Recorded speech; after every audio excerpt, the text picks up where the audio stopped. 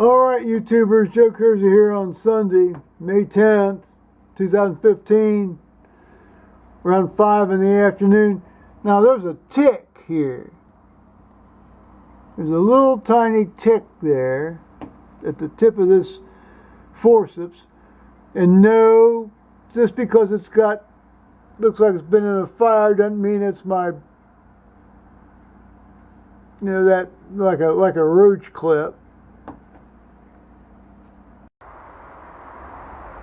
83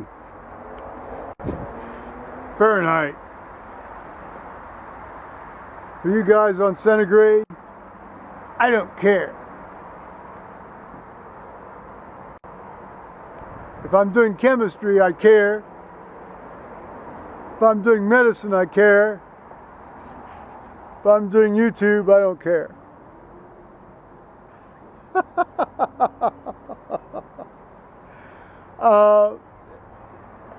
So this tick, actually I found this on the inside, well, it was on my foot. It was on my foot, on my right foot, right proximal to my fourth toe. And it was attached. And it's one of these young juvenile forms, and it was attached. And this was inside my sock. So clearly this had gotten into me, or into my sock, yesterday at the soccer game. So I removed it, and I immediately went over to the Doxycycline cabinet, and I'm starting on some Doxycycline for 10 days. Because I'm not gonna horse around with this potential Lyme disease or any of these other Borrelia or oddball or rickettsial diseases that these dudes carry, and the juvenile forms are particularly nasty. Now I will say that this is a late date to find the first tick. This is May, Normally we find ticks starting in mid-March, and certainly by early April. Late March to early April is, when we generally find them.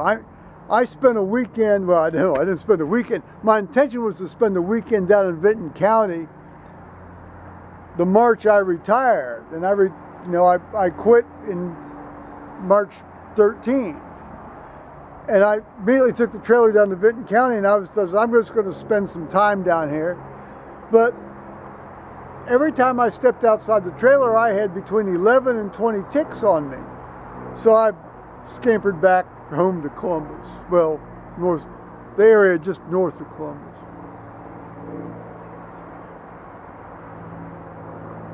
I don't horse around with ticks. Just like I don't horse around with any sort of strep infection on my feet. I hit that with antibiotics hard and fast, and during tick season, I often spend the bulk of the summer on Doxycycline. I don't think it's going to be a bad tick season here. We'll see. And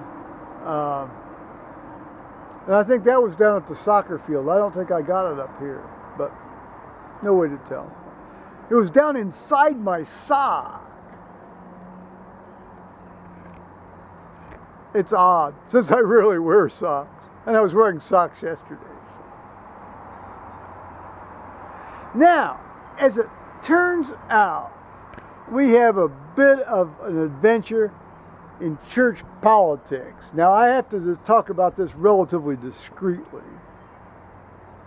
I have to talk about this relatively discreetly. It seems that, we have an 8 o'clock service that's without music. And it's relatively quick. It lasts just a hair under an hour. And then we have a 10:30 service, which is one with full music. And with our new music director, although she has since retired, well, she's not retiring, she's going with her husband over to Pennsylvania, who's accepted a new pastorate. So we'll be getting a new organist of some sort here. Next few months. Fortunately, we have two people that can fill in for her. when she leaves. But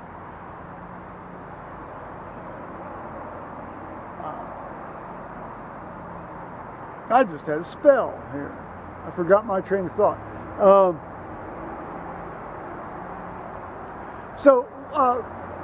Yes, full music, and I was going to say, she instituted a thing. She had, instead of 4 hymns, she went to 5 hymns. One of them was a post-communion hymn, and I found that very intrusive in terms of contemplating the significance of just having taken communion. Plus, it just dragged things out.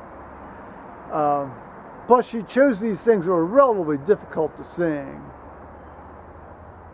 Wine, wine, wine. Well, anyway, so that'll be changing here shortly. So, I think because of the length of the 10:30 service, there were a number of people that wanted to go to a shorter service that perhaps started earlier in the morning. 9:30 was the time that was essentially, settled upon, and cut down to 4 hymns, cut back to 4 hymns, and eliminate all these extended announcements in the before the service. I mean, there was one guy'd get up there and he'd give the same spiel week after week after week after week after week, and it just was very tiresome. And I certainly understood their desire to, let's get on with it. Let's worship God. So,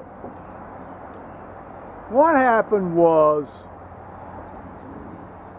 I guess the vestry and the wardens all sort of got together and said, well, we're going to try a single 9:30 service the last Sunday of each month. And of course, then if it's a 5 Sunday month, then the 5th Sunday's always been 9:30 because it's Youth Sunday and the kids do a lot of the stuff in the service. And it turns out May's a 5 Sunday month, and so we have 2 9:30 services, and then they were going to do it 2 more months as a trial thing. Well, April was the first one, so 1 more month in June is a trial thing. But then apparently they decided to do it all summer anyways, a single service. We'll just have a single service period at 9:30 in the summer with no 8 o'clock service. Well, I don't know if that was the actual case or not, but it was perceived as such. It was perceived as such by the 8 o'clock people. And you would have thought all hell had broken loose. It's amazing how things are perceived.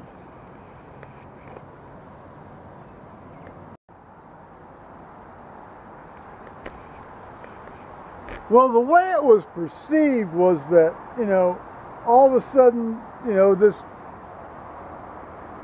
people that wanted to get up and get going on Sunday morning were going to have to linger around and worship God an hour and a half later than what they wanted to.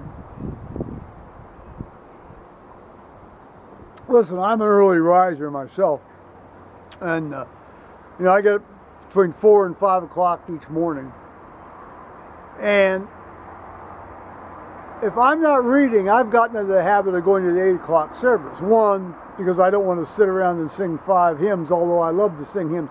I like to sing 4 hymns. I like to sing 5. And 2, there's generally no long period of tiresome announcements ahead of time at 8 o'clock. So I've been going to the 8 o'clock service when I'm not reading. Now, admittedly, that's about half the time. Generally I'll read about half the time, other times not. So there was this extended series of emails between one of the junior warden, well, the then junior warden, and the fellow who had sent out the original. There was a fellow that sent out an original email, an extensive. He shotgunned the whole church, all 86 people on the email list. And I replied to the two wardens involved and copied this man, but I didn't copy everybody else in the church. And my point being that I don't have a dog in this fight, but it is nice, to get up and get out of the way in the morning, but I don't think it's reasonable to just go to the 9:30, just the one service. Let the 8 o'clock folks have the 8 o'clock service, and then move the other one, particularly in the summer, because we had done that in the past. We'd done that in the past where we kept the two services, but the second one was at 9:30, and that worked out very well. So there was a certain amount of personal vituperative attack between this junior warden and the fellow who had written the original email, and probably rightfully so, because she disclosed some very confidential information about his monetary interaction with the church, which is a major no-no. I mean, a major, major no-no. You just don't do that. In fact, I was a bit surprised she knew it. Now, she sent an email here recently that averred that she didn't really know that, and then she immediately resigned as junior warden. Oh, I can't take the heat. I'm just going to quit. So I had been thinking fairly highly of this woman heretofore, but it's a newbie mistake. I mean, she's new to being involved in church politics. It's a newbie mistake. I mean, so forgive her and move on, and she should just forgive herself and move on and say, I've learned and I won't do that again. But apparently not. So it's always an adventure here in church land, church politic land. Paula's gotten home. Hi guys. Any stories? We've got some time. Nope. Well, there it is then. Okay.